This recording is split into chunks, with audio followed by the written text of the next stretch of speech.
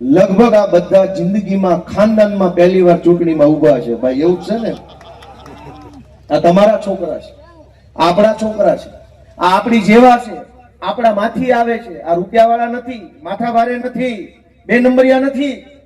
પણ આ વિસ્તારની, આ સમાજની હાલત જોઈને દાજ લાગી છે ને, જેને દાજ ચડી છે ને, એ હાલત બદલવા માટે આવેલા તરવરિયા જુવાનિયાઓ છે, આપણા પોતાના છે ને, એને તમારા આશીર્વાદની જરૂર છે. અને આને આશીર્વાદ નહીં આપો તો કેદી પરિસ્થિતિ બદલાય. આમણે હિંમત કરી છે આ વિસ્તારમાં કે આખા ગુજરાતમાં કોક માણા માથું પડે. કેમ આમ થાય વચ્ચે વચ્ચે? બાઈક વાળા ક્યાં ગયા? લાવો બીજું લાવો. વચ્ચે વચ્ચે આમાં ફૂટવા લાહ લઈ જાય તમે.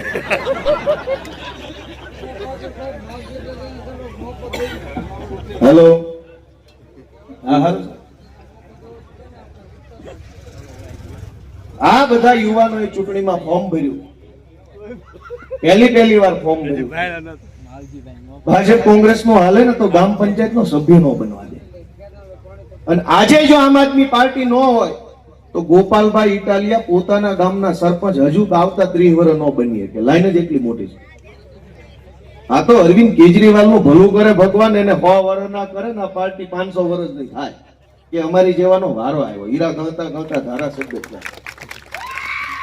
આ ભાજપ કોંગ્રેસ વાળા થોડા આગળ આવવા દે, પણ તમે સમજો કે કોઈ માણસ માંદું પડે તો ભાજપ વાળા કોઈ દિવસ ઘરે ખબર કાઢવાય નહીં આવે ને એમ કહેશે નહીં કે લે ભાઈ 500,000 કેટલા મોકલું, જા દવાખાને જઈએ. કોક માણાનો દીકરા દીકરીને ભણવામાં હોશિયાર હોય, ફી ભરવાના પૈસા ન હોય તો ભાજપ વાળો ક્યારેય નહીં આવે કે લે ભાઈ તારી દીકરી ભણવામાં હોશિયાર છે, ભાવનગરની તારી નિહાળમાં એડમિશન કરાય જાય અને દીકરીને ભણાય લઈ જા 50,000. નહીં બોલે.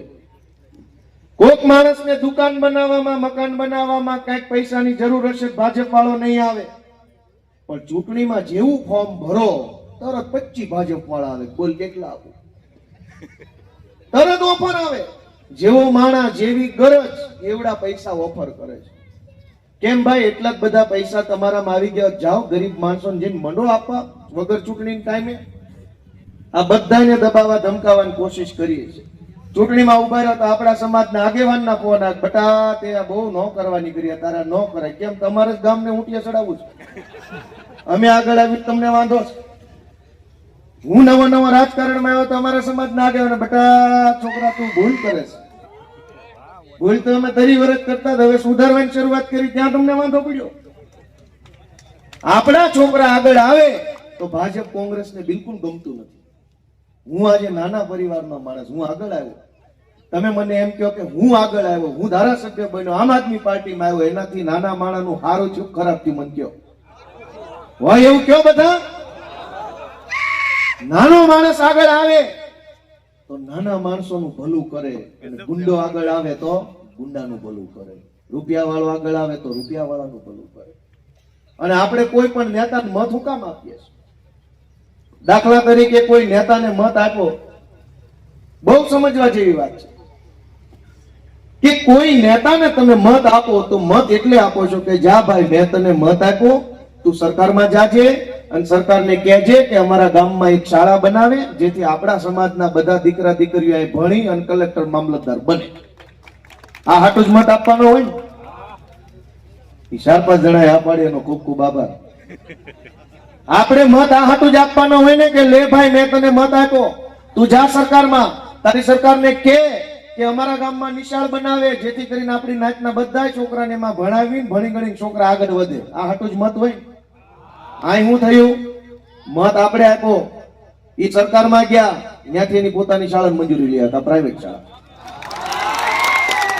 એટલે નેતાની પોતાની કાયમની કમાણી ચાલુ થઈ ગઈ. ગોપાલભાઈને તમે એટલે મત આપ્યો તો ગોપાલ તું અમારો છો, અમારા માંથી આવે છો, અમારા ગામનો છો, અમારી નાતનો છો, તું કઈક અમારું સારું વિચારીશ, જા સરકારમાં એક નિહાળ બનાવડાય. ગોપાલ ગયો સરકારમાં, ઘરની ખોલી નાખ્યું. એવી રીતે ઘરના દવાખાના, ઘરની શાળા, ઘરની બસો. તમે જે નેતાને સરકારી શાળા બનાવવા મત આપો છો એ પ્રાઇવેટ શાળા બનાવીને પાછો આવે છે. જેને તમે સરકારી દવાખાના બનાવવા મત આપો છો એ ઘરના દવાખાના ખોલીને પાછો આવે છે. તમે જેને સરકારી બસો ચાલુ કરાવવા મત આપો છો એ પ્રાઇવેટ વોલ્વો મૂકી દે છે. અને ઈ પોતાની કમાણી ઊભી કરી લે અને એને મત આપનારો સમાજ છે ઈ કાયમ વાહે રહી જાય, પાછળ રહી જાય, પાછળ રહી જાય. વાત સાચી છે કે ખોટી? આ પરિસ્થિતિ કોણ બદલશે? કોઈ નેતા નહીં, કોઈ પાર્ટી નહીં. આ પરિસ્થિતિ તમે પોતે જ બદલી શકશો. તમારામાં એ શક્તિ છે કે તમે ધારો તો તમારી હાલત બદલી શકો. અને તમે જો બદલવા નહીં માંગો તમારી હાલત, તો ભગવાન આપણી હાલત નહીં બદલી શકે. તમારે જ નક્કી કરવું પડશે કે હાલત બદલવી છે કે નહીં. અને તમારે તમારી હાલત બદલવી હોય તો અમે તમારા છોકરા બનીને આવ્યા છે, માગવા માટે આવ્યા છે કે અમને આશીર્વાદ આપો. 30 વર્ષ સુધી એમને તમે તક આપી. અમે તમારા છીએ, તમારી જેવા છીએ, તમારા માથી આવીએ. અવડી મોટી ભાજપ પાર્ટીને અમે છાતી કાઢીને ઉભા છીએ, હિંમતથી ઉભા છે. અમારી હિંમતની કદર કરીને એકવાર હાવણો દબાવી વિનંતી આખા પેતલપુર ગામને કરવા આવી. આ લોકોએ ફોર્મ ભર્યા તો એને ઓફર આવી, પૈસા લઈ લો ને ફોર્મ ખેંચી લો. હવે તમે મને એમ કહો કે આ દેશમાં ફોર્મ ભરવાનો અધિકાર કોને અપાયો? અંગ્રેજો હતા તો બિનહરીફ થતા હતા, એની સામે ફોર્મ ભરાય એમ હતું નહીં. દેશમાં મહાત્મા ગાંધી, સરદાર પટેલ, બાબા સાહેબ આંબેડકર, નહેરુજી, અનેક મહાપુરુષોએ આખી જિંદગી હોમી દીધી. તેથી આઝાદી આવી. ને આઝાદી આવી એનો અર્થ એટલો તો કઈ ગમે એ ફોર્મ ભરી શકે. એને જ તો આઝાદી કહેવાય ને. આઝાદી નહોતી ત્યારે કોઈ ફોર્મ નહોતું ભરી શકતું. એકલા અંગ્રેજો હાલ્યા કરતા 200 વર્ષ સરકાર આલી બિનહરીફ. પણ દરેક માણસ, નાનામાં નાનો માણસ ફોર્મ ભરી શકે, ચૂંટણીમાં ઉભો રહી શકે, નેતા બની શકે. એનું નામ તો લોકશાહી છે. હવે ભાજપ વાળાએ શું કર્યું? આખા ગુજરાતમાં અમારા ઉમેદવારોને અપહરણ કરાવવાની કોશિશ કરી. પોલીસે એમાં ટેકો આપ્યો, ગુંડાઓએ ટેકો આપ્યો, પૈસાની ઓફર કરી, એફઆઈઆરો કરી અને ફોર્મ પાછા ખેંચી લો જેથી કરીને ભાજપ બિનહરીફ થઈ જાય એવી કોશિશ કરી.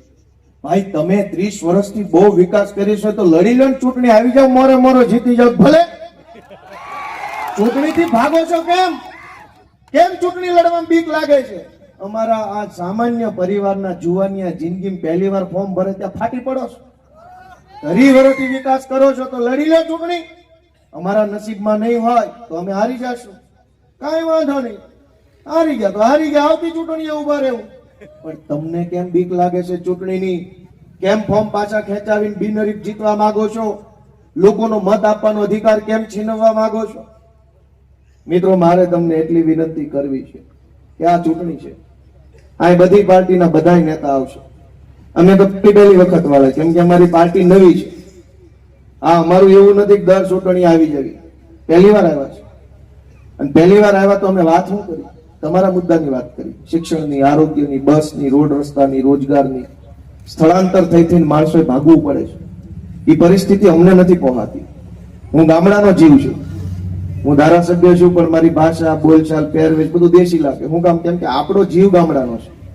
આપણે કાંઈ સુધરેલું થઈને મેડલ નથી લેવા. જેને જે આપણી ટીકા કરવી એ કરે. આપણે આવા છીએ ને આવા જ રહેવાના છે. પણ આ ગામડું જીવતું રાખવું, ગામડું ધબકતું રાખવું, એ જવાબદારી કોની છે? અને એટલે આપણે બધાએ આપણું ગામ બચાવવા માટે થઈને જાગૃત તો બનવું પડશે. ગામને ભાજપના નેતાઓ લૂંટી લે છે.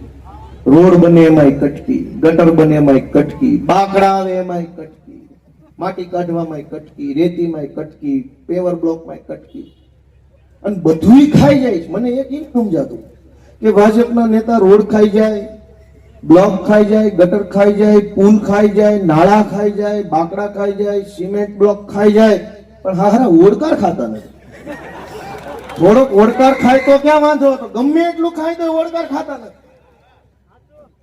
ઓડકાર ખાય તો આપણને એમ લાગે ધરાઈ ગયો, હવે નહીં ખાય, હવે કામ કરશે. ઓડકાર ખાય તો એનો અર્થ ધરાઈ ગયો, બાકડા ખાઈ ખાઈ હવે તો કામ કરશે. મારા બેટા ઓડકાર ખાતા નથી. આખા આખા પુલ ઉપાડી જાય, આખે આખે નાળા, આખે આખા રોડ ઉપાડી જાય, પણ ઓડકાર આવે નહીં. કેવા કોઠાના પેદા થયા છે.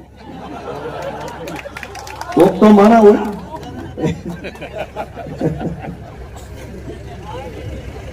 અને એટલે હું તો તમને હું તો જાજુ કહી ન શકું. નાનો માણસ છે, જેટલું આવડે એટલું મેં કીધું તમને. અમને બહુ કઈ જાજુ રાજકારણ ખબર નથી પડતી. નવા નવા આવ્યા છે ને હાલતા હાલી ગયું તમારા આશીર્વાદથી. અમને બહુ કપટ ફાવે નહીં, હોય એવું કહી દઈએ. પણ મારી લાગણી એવી છે કે એકવાર બધાએ પોતાનો આત્મા જગાડે કે આ બધું ક્યાં સુધી હાલશે, ક્યાં સુધી હાલશે? અને આમાં તમારે ચિંતા ગોપાલભાઈની નથી કરવાની, ચિંતા આ કોઈની નથી કરવાની. બહુ બહુ તો હારી જા. ચિંતા તમારે તમારી પોતાની કરવાની છે કે આમના માલ છે તો તમારું શું થાય. વિપક્ષનું તો હું એક ચૂંટણી હું હારી ગયેલો છું, મન કાંઈ ન થઈ ગયું, પણ હું ચૂંટણી હાર્યો અને ઈ પછી લોકોને એક આધાર ગુમાવવો પડ્યો કે આપણા માટે લડવા વાળો કોણ. આજ પરિસ્થિતિ તો જુઓ, એક મામૂલી આવકનો દાખલો કઢાવવો હોય તો કેટલા ધક્કા ખાવા પડે છે. વાત સાચી છે કે ખોટી? આવક